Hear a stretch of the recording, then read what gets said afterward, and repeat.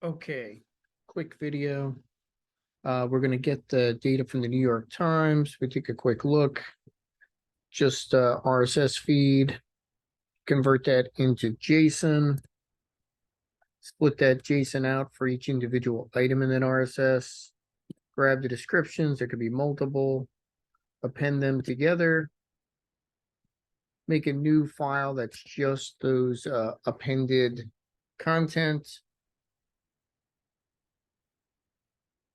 We get that content. If it's empty, throw it away. If it's not, we're going to get that as a field, post that to HuggingFace, get the results back, split them out in individual records, because if we take a look, there's multiple positive and negative scores on the sentiment.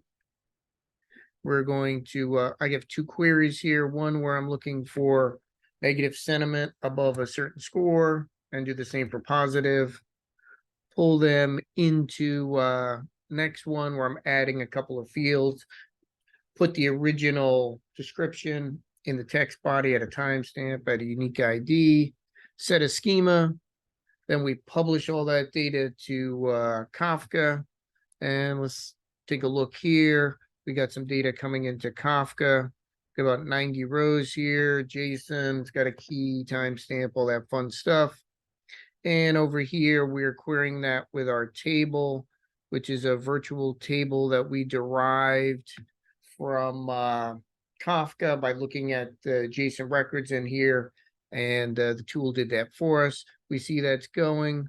We also have a materialized view we created, unique ID. Set a minimum number, so we always have some in there to look at.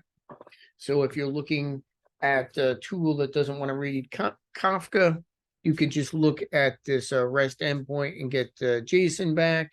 You pull this into a Jupyter notebook or whatever you want to do. Makes it pretty easy for you to consume this data.